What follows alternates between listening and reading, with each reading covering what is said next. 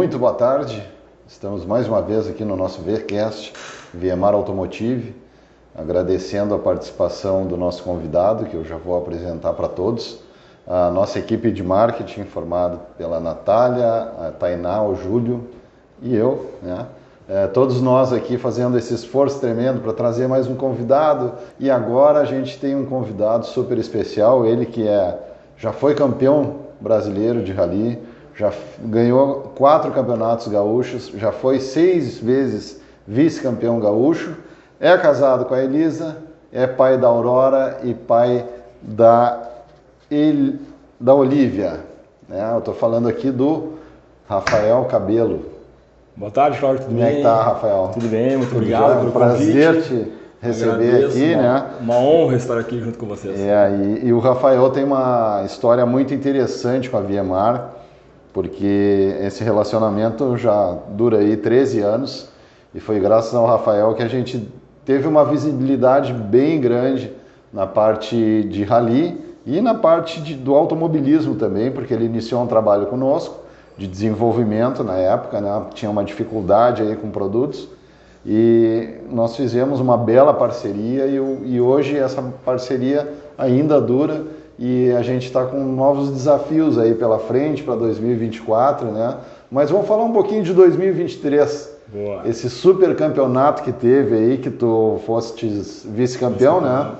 Perdeu para os turbos. Os turbos, que foi o segundo ano desses novos carros, nessa nova geração de carros na categoria. Então é incrível a gente falar de mecânica e um carro 1.0 turbo com 3 cilindros andar com uma performance muito mais rápida que um carro 1.6 4 cilindros.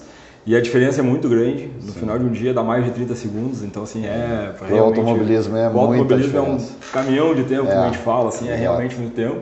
E foi uma temporada muito legal, assim, uma temporada extremamente disputada. A categoria Rally 5, que é a categoria que eu ando, é a categoria que tem o maior volume de carros. Então, a quantidade de carros realmente é muito grande. E estava relembrando até no caminho para cá, a primeira prova a gente ficou em terceiro, né?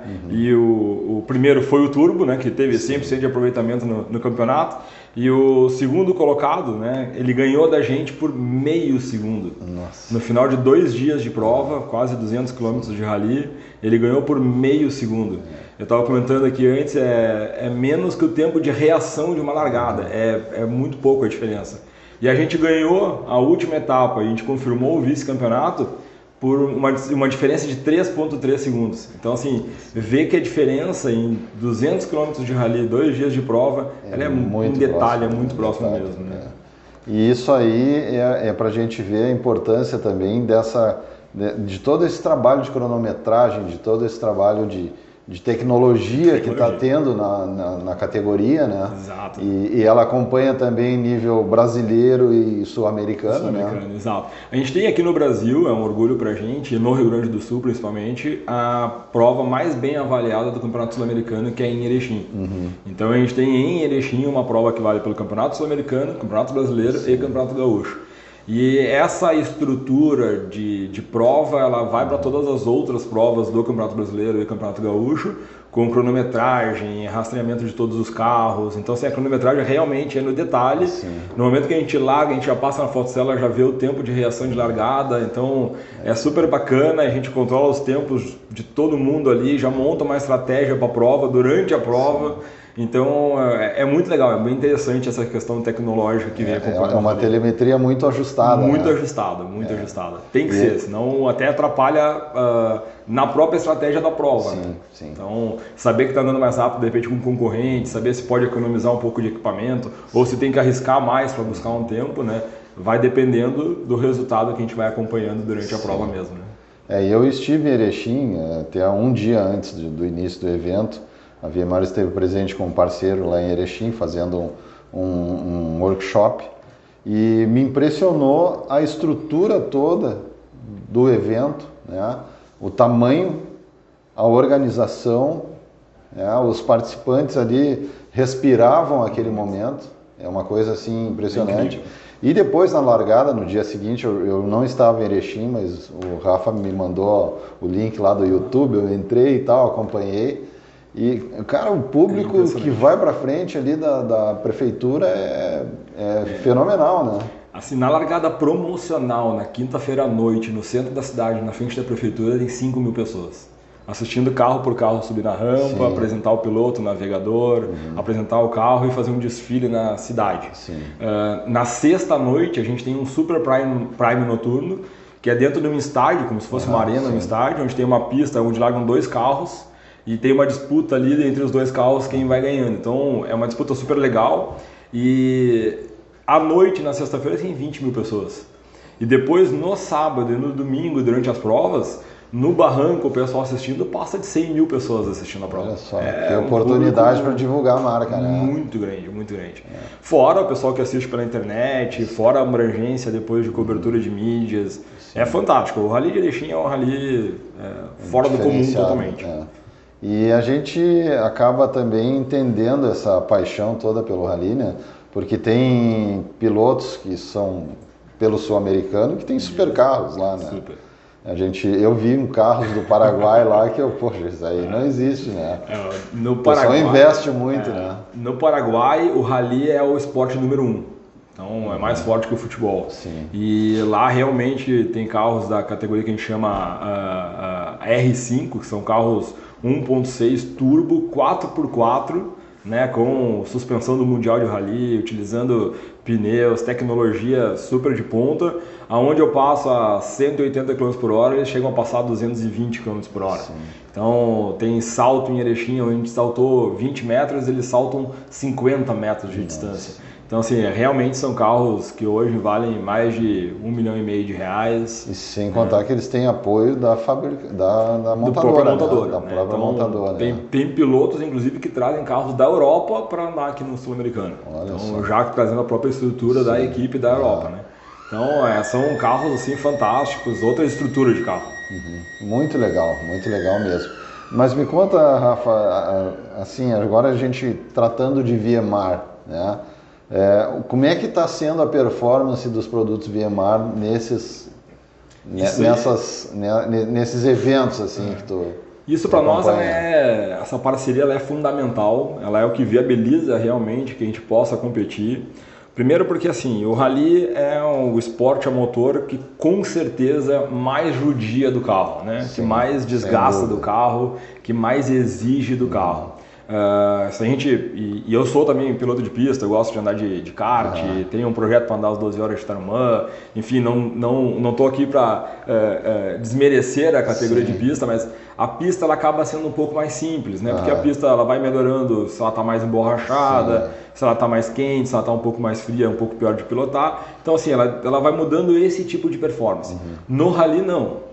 No rally, na primeira passada, a pedra que estava fora já vai estar dentro na segunda volta, a que estava dentro já vai estar fora, aonde era um trecho de barro, era um trecho de terra, já vira um facão, onde os carros passaram, a pista pode ter limpado, por tanto o carro ter passado, limpou um pouco, então assim, ela muda completamente. Durante o rally eu saio de um trecho de terra para um trecho de caçamento, eu entro às vezes num trecho de asfalto, eu volto para um saibro que é mais liso ainda.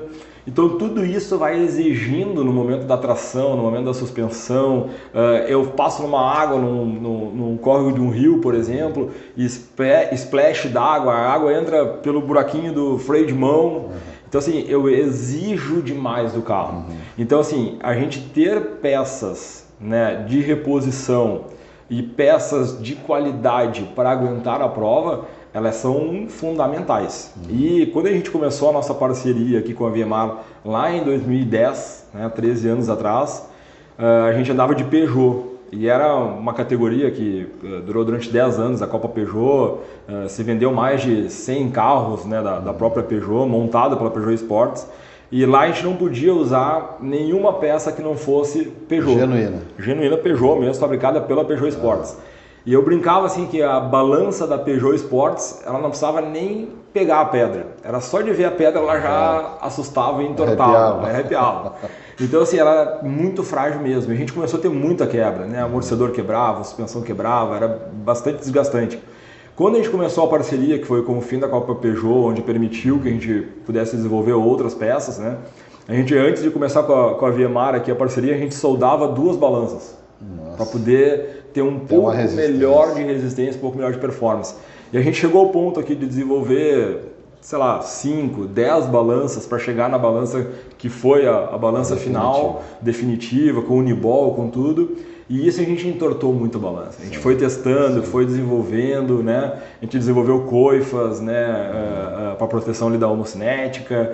Então assim, a gente método da tentativa e erro. Tentativa e erro. Pivô de suspensão, né? Então o pivô, a ponta do setor ali foi desenvolvido, rachou numa prova, ou às vezes nem teve a quebra mesmo do pivô, mas veio para cá, veio para o laboratório para ver um dia estava começando um possível desgaste, se era pelo lado de fora, pelo lado de dentro dele. Então tudo isso a gente foi desenvolvendo e nos permite hoje ter uma confiança na pilotagem, a andar 180 km por hora numa estrada de chão, sabendo que não vai quebrar, sabendo que o pivô, imagina, para quem entende mecânica, né, um pivô abre, a roda realmente abre para o lado, desliga, entra para baixo do carro, eu perco totalmente a tração. Imagina isso acontecendo a uns 170, 150 km por hora numa estrada de chão. Então assim, a gente sempre brinca, né? É só contar quantas voltas vai dar e esperar parar, né? Porque ele vai capotar, ele vai bater, ele vai ser um estrago feio, né? E a gente nunca mais teve nenhuma quebra. Eu nunca mais tive problema de balança, por exemplo. Então, assim, essa performance a VMAR nos permite confiar e andar muito forte. E às vezes, quando tem a troca de peças, né, e às vezes não é por um desgaste da peça, é por um erro de pilotagem, às vezes entrar um pouco mais agressivo numa curva, pegar um barranco, pegar uma pedra, né, a gente tem a peça de reposição na própria prova para alterar, trocar e já continuar no rally, na etapa, né. Então essa parceira ela é fundamental. E as peças que tu está usando hoje são peças de prateleira, né? Peça de prateleira, e isso é muito interessante. E eu me sinto muito orgulhoso, né? Porque essa balança que eu comentei, ela é hoje utilizada por qualquer dono de Peugeot que venha comprar uma balança da Peugeot aqui. Não somente foi validada por ti. Foi validada, né? Tem a minha assinatura ali junto, né? Então, no momento que a gente começou a parceria, eu tinha um Fusion, por exemplo, um Ford Fusion. Eu também desenvolvi peças para o carro, né? Para o Fusion de rua. Óbvio que para o Fusion ser mais sedã, né? Então, eu não botava muito na estrada de chão, mas com certeza eu levei ele a alguns testes, né? Com bastante cuidado, mas levei alguns testes que também desenvolveu peças aqui e hoje estão no mercado. É isso aí, que legal. Essa parceria é muito legal. Isso fortalece o esporte, né? Eu acho que essa visão que nós temos do motorsport, principalmente, ela vem somar com todas as categorias, né? Mas a gente também tem algumas limitações, né? O próprio tempo de desenvolvimento de alguns produtos é mais demorado, mas a validação desta forma, ela nos dá a segurança de que o produto realmente vai ser um produto que vai atender. Né? A gente leva ao extremo, Cláudio. Pode ter certeza que não tem, acho que, nenhuma outra categoria de automobilismo que vai levar o carro no extremo desse jeito. O rally é o que mais desgasta carro mesmo. Não tem nada parecido, porque o piso é muito irregular, as velocidades são muito altas. Se tem uma valeta, se tem um quebra-mola no meio, aquilo ali vai ganhar quem passa mais rápido. Então, assim, a gente nem levanta, a gente nem anota isso como algum ponto de atenção. Passa, como a gente chama dentro do automobilismo, passa flat, passa full, acelerando, azar do carro. Em todas as etapas tem o mesmo circuito de... Nunca. Não, como é que funciona? Eu digo de arena, assim, tipo de Erechim. Isso sim, a estrutura da prova é muito parecida, né? Às vezes não tem uma arena, não tem um estádio para fazer o Super Prime. Mas tem uma região que já faz um preparada. street stage, às vezes até no asfalto, na rua, no centro da cidade. Sempre tem esses eventos que são mais promocionais e traz o público para assistir, né? E depois o público acaba indo para o barranco assistindo as especiais nos dias seguintes, né? Mas o rally ela tem uma característica bem diferente na estrutura, né? Porque quando um piloto de pista, por exemplo, vai correr em Tarumã, Guaporé, Santa Cruz, né? Velopark, ele acaba, vai ser o primeiro treino classificatório. Pode ter certeza que aquele piloto pelo menos já deu 500 voltas naquele autódromo. Ele já testou o ponto de freada, né? O que a gente chama de vértice da curva, né? O ponto de aceleração. Ele já sabe mais ou menos como é que é a performance ali naquela pista, né? Inclusive com simuladores, né? No rally é completamente diferente. No rally, assim, todo ano a prova ela é outro trecho. Então, por exemplo, até pode ser o mesmo trecho. A gente andou num trecho, numa prova em Erechim, por exemplo, num sentido. No outro ano vai ser o mesmo, só que vai ser no sentido contrário. Ou vai ser a metade o mesmo, depois ele pega um outro desvio de uma outra estrada de chão e termina de outra forma. Então, assim, eles nunca repetem. Os trechos, poucas vezes eles se repetem, né? Para não dizer que nunca, né? Mas poucas vezes se repetem. Então, para nós pilotos, é completamente novo. Sim. Então, a gente chega lá no ano seguinte para correr a prova sem saber como vai ser o trecho de rally. E a gente faz o levantamento um dia antes. Então, essa prova é sábado, né? Então, na sexta-feira a gente faz o levantamento, aonde a gente passa nesse trecho, o trecho está todo fechado, com fitas e tudo. A gente passa e a gente anota a graduação de cada curva. Então, por exemplo, uma curva para a direita, a gente vai lá e anota, uma curva fechada, uma curva média, uma curva aberta, né?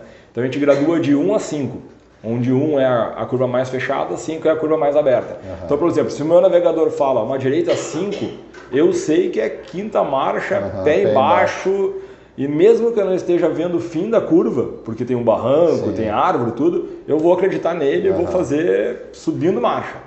Se ele diz que é uma curva 3, por exemplo, eu já sei que eu tenho que frear bastante, já tenho que contornar a curva. Se for uma curva 1, provavelmente é um gancho, então até às vezes tem que usar o freio de mão para contornar a curva. Então a gente faz esse levantamento.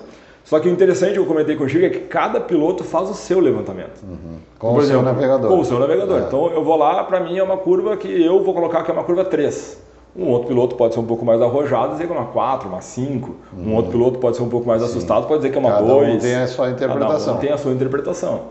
Então cada um faz o seu levantamento, né? E detalha mais o levantamento. Poxa, eu coloco a troca de piso, porque às vezes eu não quero vir tracionando, por exemplo, do asfalto para uma estrada de chão. Eu dou uma aliviada para não dar uma forçada na homocinética, por exemplo. Então assim, eu coloco essas alterações de piso.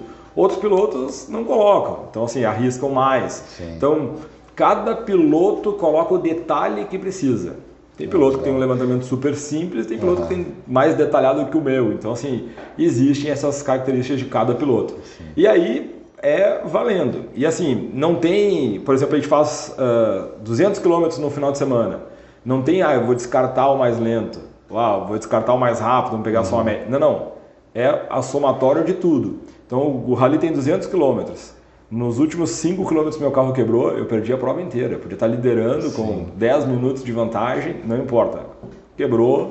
Não concluiu. Então isso é muito legal. Tem toda uma estratégia de equipamento. Eu falo que o rally é um conjunto de 3 grandes peças, né? O piloto, o navegador e o carro, né? Não adianta ser um super piloto, um excelente navegador e o carro não aguentar. Não adianta ter um excelente carro, ser um ótimo piloto e o navegador cantar alguma curva errada, a gente vai bater. Né? O contrário também, tem um super carro, o navegador está cantando tudo certo, mas o piloto não escuta. O piloto vai lá e quer forçar mais.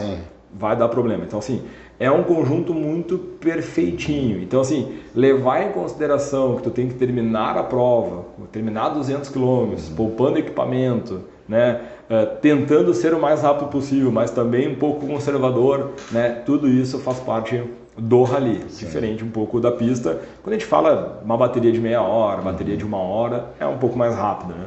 É um sincronismo, né? Porque contar com um navegador também é parte estratégica e importantíssima, né? Eu digo assim, Cláudio, que eu jamais seria navegador, né? Porque eu não tenho a coragem de estar ali, né? E tem andar na carona, às vezes. Então, assim, eles ali do lado, eles falam, eu não tenho coragem de ser piloto, porque eu não tenho habilidade para conduzir, né? Já teve navegador, que já foi navegador meu, virar piloto, voltou a ser navegador, porque capotou, bateu, não dá, tem que ser navegador mesmo. Então, assim, é muito interessante como funciona essa comunicação dentro do carro, porque realmente tu percebe que é um piloto rápido no momento que tu corre de ouvido e não de olhos. Então assim, o meu navegador fala que tem um alto que a gente fala, que é quando chega no topo de uma coxilha, ele fala alto 5 pelo meio. Então assim, eu não sei o que tem do outro lado. Eu sei que ele falou que é rápido pelo meio. Às vezes ele me posiciona na direita, às vezes na esquerda. Conforme o posicionamento que ele dá, eu já imagino o que tem pela frente. E daí ele fala, eu tenho uma direita 5 com 200 metros. Então, na minha cabeça, eu não preciso interpretar, porque aquilo aí entra como se fosse exatamente o que eu tenho que fazer já visualmente. Eu já sei que eu vou fazer uma curva, às vezes pode ser uma direita 2 com 200 metros, ele fala, é uma curva lenta, mas eu já sei que eu tenho 200 metros de reta depois. Então eu já penso como é que eu vou entrar na curva para sair rápido. Já que eu tenho uma reta, eu tenho que aproveitar ela. Em vez de fazer o contrário, de frear lá em cima e demorar para retomar a velocidade na saída. Então, se ele já fala que é uma curva em cima de outra, uma direita 3 junto de uma esquerda 2. Então eu já sei que eu vou começar a fazer a curva para a direita, mas escorregando a traseira a ponto de eu jogar para fazer a próxima curva que é a esquerda. Sim. Então tudo isso tu começa a perceber que é rápido no momento que tu corre de ouvido. E não esperando tu ver a curva para pensar o que vai fazer. Então isso é sensacional essa dinâmica toda. Essa dinâmica. Né? Ela é incrível. Muito legal. E me diz uma coisa, para 2024, teus projetos? Então, a gente tem um projeto ousado aí, né, que a gente quer viabilizar, até também propomos aqui para a ViaMar, né, que é vir para essa geração nova de carros. Né? Então, 2023 foi o segundo ano onde vieram os carros turbos.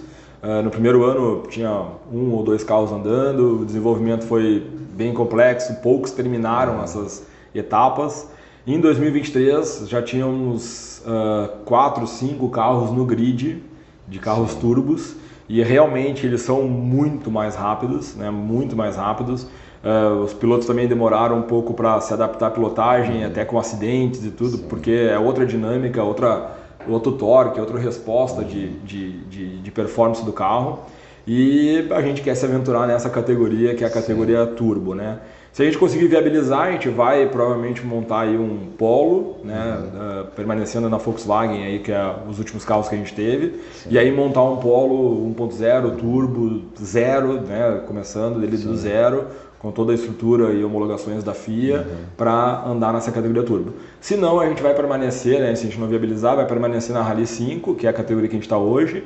A gente corre com um carro 1.6 aspirado, né, não turbo, com uma preparação limitada, então não pode ter blocante no câmbio, tem uma preparação mais limitada. Tudo dentro do regulamento. Dentro do regulamento, né?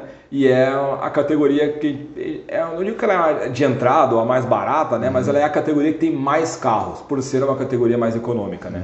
Então, por não ter uma preparação tão forte de motor, caixa, ela acaba sendo a categoria que tem mais carros. Eu gosto porque ela é extremamente competitiva, né? Por ter bastante carro no grid, né? Mas se a gente for para o turbo, com certeza até a visibilidade e tudo ela acaba sendo maior, porque é a nova geração realmente de carros, né? E não adianta a gente tentar brigar contra, né? Claro. Eu acho que os elétricos já estão batendo. O turbo já chegou. Tecnologia, né? O turbo já chegou, o elétrico já está batendo na porta. Daqui a um pouquinho já vai ter carro elétrico andando no rally aí. E a gente tem escutado aí várias fontes defendendo outros tipos de energia, né? Então daqui a pouco vai ser a hidrogênio. Sim. Eu torço, porque o ronco no elétrico acaba fazendo falta, né? Eu brinco que a hora que chegar o elétrico para valer mesmo no rally, nós vamos ter que fazer alguma coisa que... Tem que botar uma caixa de som, falante. Som de motor, alguma coisa assim. Alguma coisa para poder... Quantos vão largar mais ou menos, assim, quantos carros? De turbo que a gente está falando, já prontos, já vão ter 7 carros. Né? Se eu conseguir montar, vai ser o 8º carro já pronto. Então eu digo pronto mesmo, pode ser que surja outros ainda durante o ano, mas prontos. E o Campeonato Gaúcho larga em média aí hoje entre 25 e 30 carros. O Campeonato Brasileiro aí mais uns 15 carros, então uns 40 carros. E no Sul-Americano chega a largar 80 carros. Né? Então em Erechim lá o grid realmente é muito grande. Né? Então... Imagina, é quase 2 horas passando carro de rally, né? Porque diferente da pista a gente não larga todo mundo junto, né? Os primeiros carros largam com 2 minutos de diferença e depois larga um carro por minuto.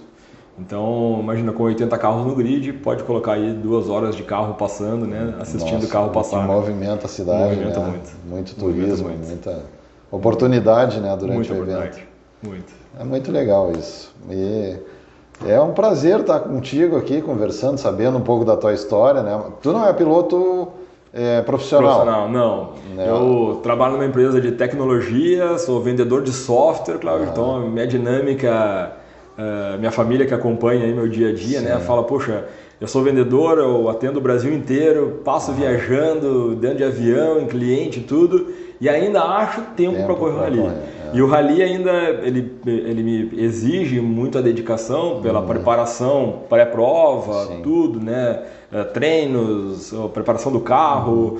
Eu tenho uma equipe hoje extremamente grande, hoje tem 6 mecânicos, tem um preparador de câmbio, um preparador de suspensão, outro preparador de motor, eles que juntam tudo isso e fazem um apoio na prova. Pô, a minha equipe hoje tem um motorhome, então a gente sai de motorhome, às vezes rebocando o carro atrás, ou vai outro ônibus levando o carro e as peças. Sim. Então, assim, tem todo um deslocamento que eu acho que às vezes até é mais perigoso e mais trabalhoso que o próprio rally, porque as provas acontecem em Erechim, Estação, Marcelino Ramos, são tudo provas próximo de Erechim. Então, de Porto Alegre para Erechim é 400 km.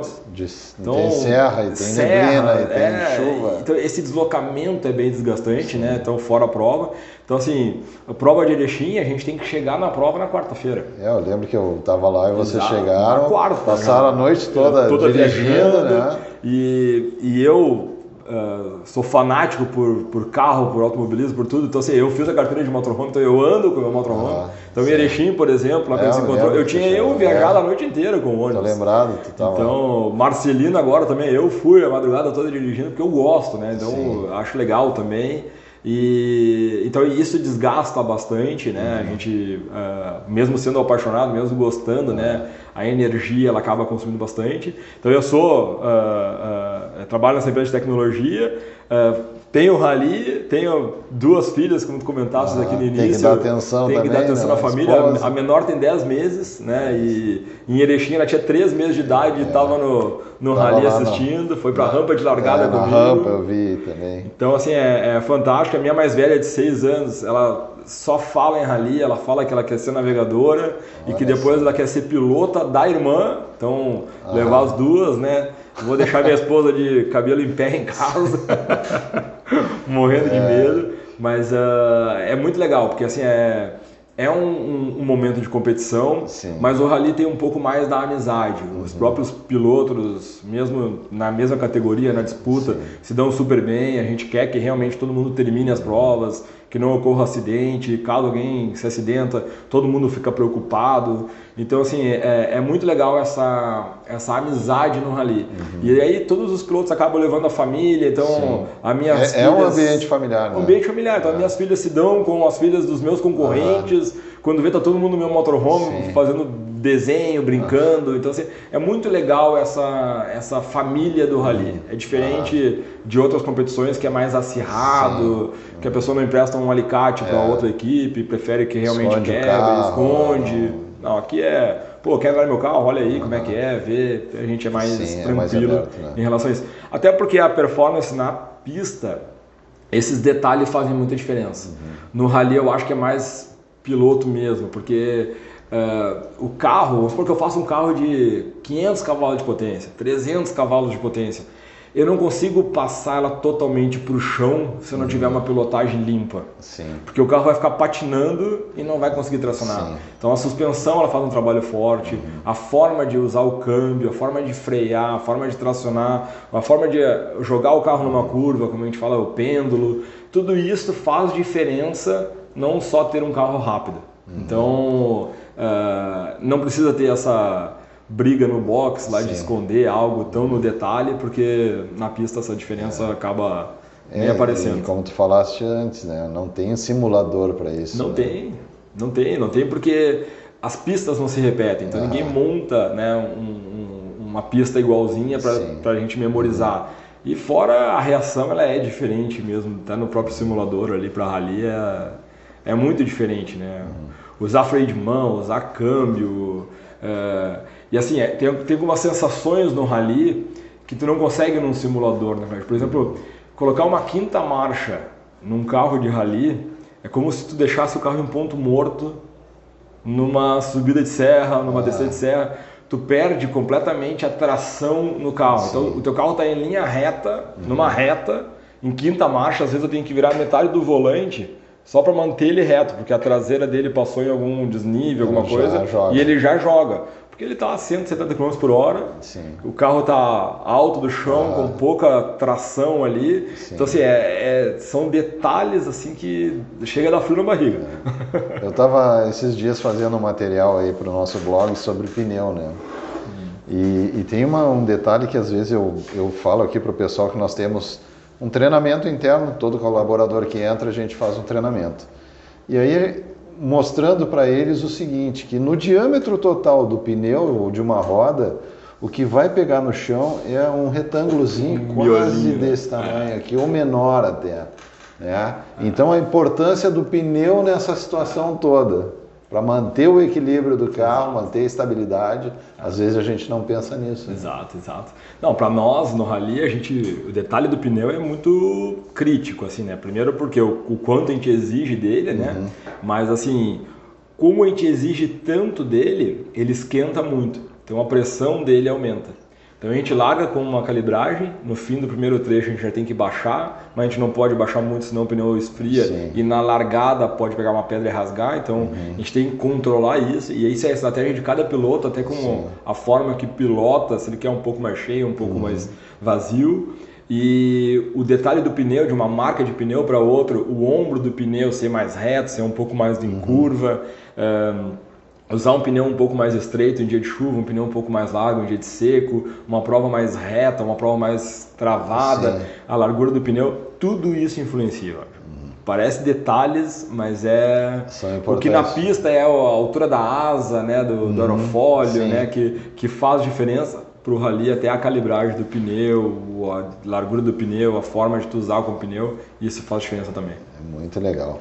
E para Paris-Dakar, nunca tivemos a ideia dessa experiência? Esse sonho do Paris-Dakar, ele é um sonho, eu acho que contínuo. De qualquer um que ama rally, pilota rally, é óbvio que assim, a vontade é muito grande, né? O Paris-Dakar ele começa agora em janeiro, no dia 2 agora do ano. Sim. Só para ter uma ideia, já tem mais de 770 carros, motos, caminhões inscritos. Então assim, é um rally que realmente é o maior evento do mundo de automobilismo, assim, em distância, em quantidade de gente, tudo. Mas assim, o que eu acho que é muito mais viável para a gente, e eu vou usar aqui de dizer isso, é comparável ao Dakar, é o Rally dos Sertões. O Rally dos Sertões hoje é uma prova gigante, uma prova enorme, uma prova com muitos desafios, com todas as categorias que tem hoje no Dakar, tirando caminhão, né, mas com caminhonete, com UTV, com moto, com carros. Né? E eu acho que a gente já pensa, a gente já conversa, já tem muitos pilotos e navegadores do Campeonato Brasileiro, do Campeonato Gaúcho, que já participam dos Sertões, e a gente já começa a ventilar essa ideia, assim, de, puxa, vamos montar um projeto aqui, viabilizar um Rally dos Sertões, porque a experiência de quem foi e conta pra gente é incrível, assim, né? Que legal. Então, é um rally um pouco diferente, porque o nosso rally, que nem eu comentei, a gente faz o levantamento antes e depois corre. Né? O Paris-Dakar, o Rally dos Sertões, tem outras categorias aqui da Mitsubishi, né, que a gente chama de cross country.